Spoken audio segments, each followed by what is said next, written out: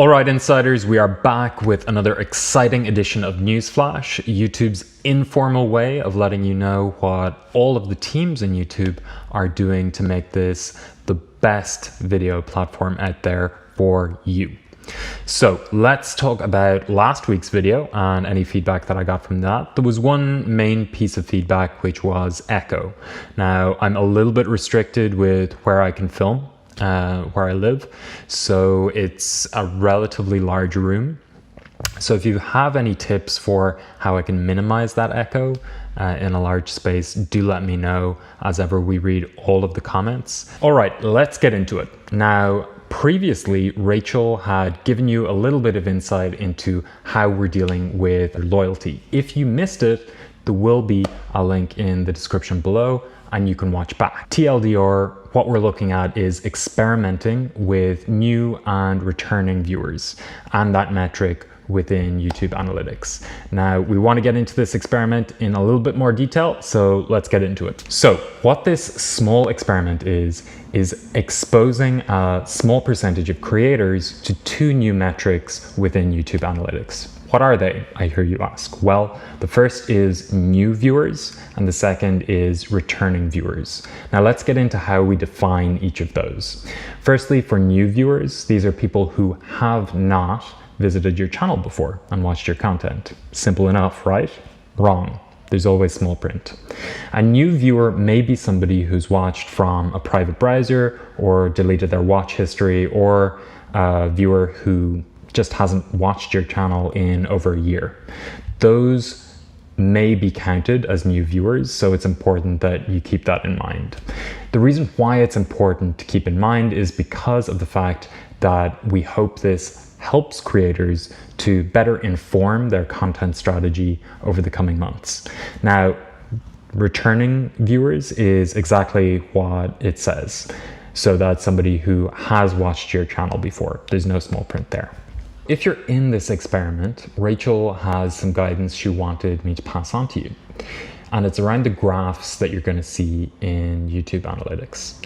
If the top line of that graph is returning viewers, that's great. It is a good indication that your content is resonating with your audience. However, if your top line within that graph is new users or new viewers, that is going to indicate that people are coming to your channel, which is great, but the content isn't resonating enough to bring them back.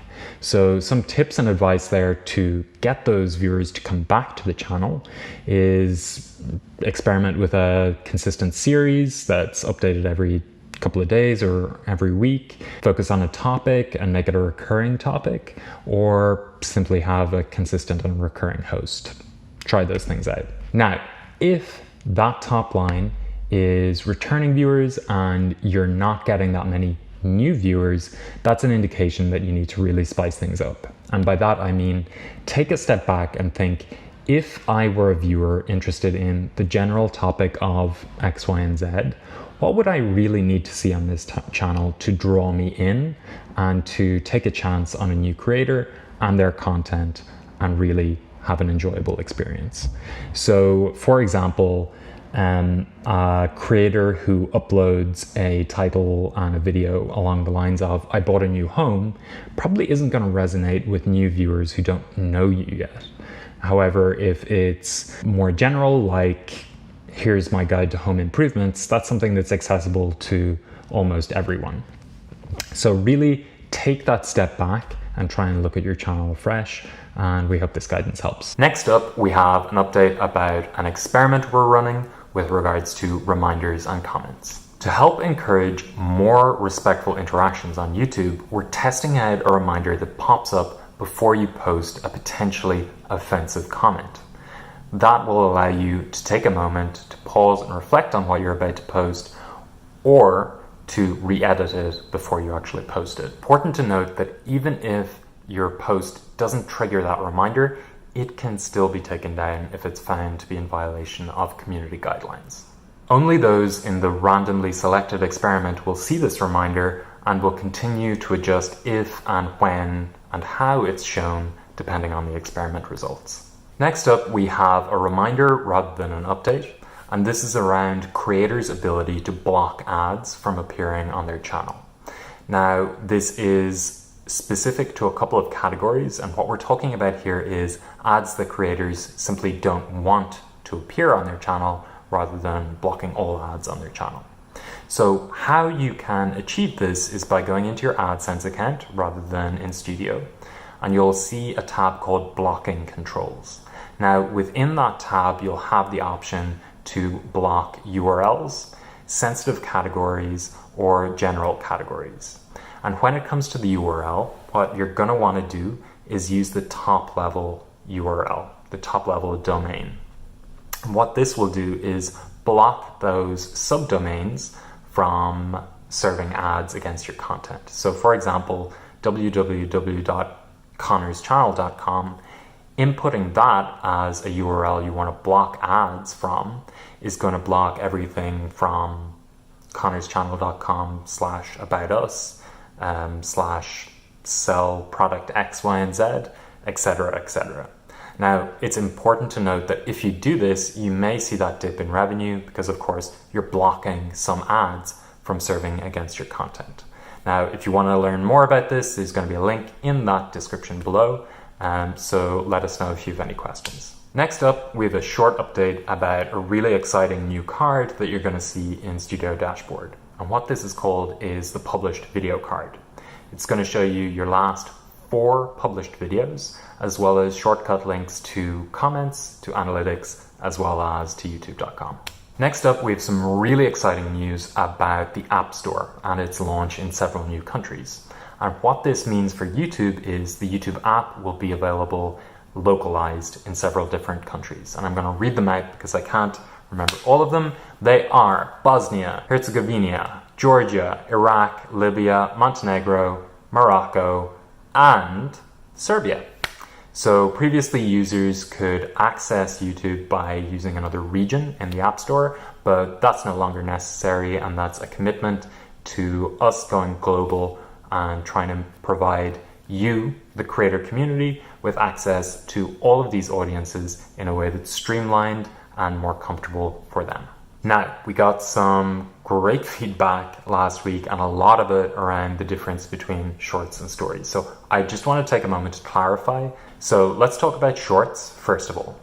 What the creation tools are going to do is produce individual 15-second video snapshots. That said, any videos that are up to 60 seconds in duration are going to be eligible for the shelf. Those shorts are going to appear on your channel like any other video, and that means that they're going to be available in the videos tab on your channel and within any portion of your channel homepage that you dedicate to a certain content category.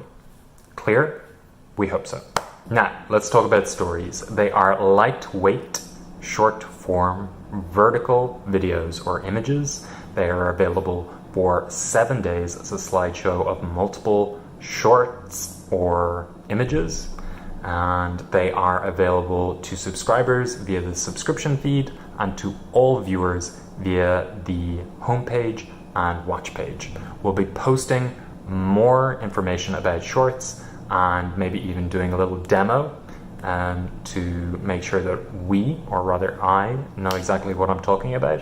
So keep on giving us this feedback. It's all being passed on to the product teams. We really appreciate you taking the time to provide it to us. Last week, we asked for a piece of trivia, and the question was, YouTube is available in a multitude of languages, but how many languages is YouTube navigatable through? The answer is 76, and the winner is Halberry. So congratulations, Halberry.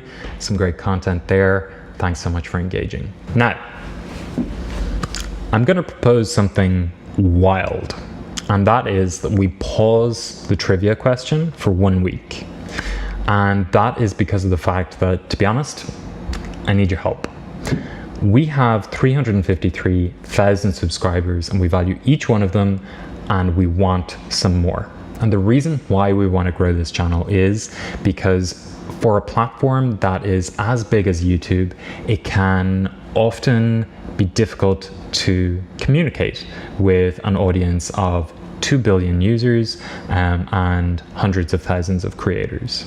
We found this channel is a really great way not only of getting the word out in a human way, which is always good, but also hearing your feedback.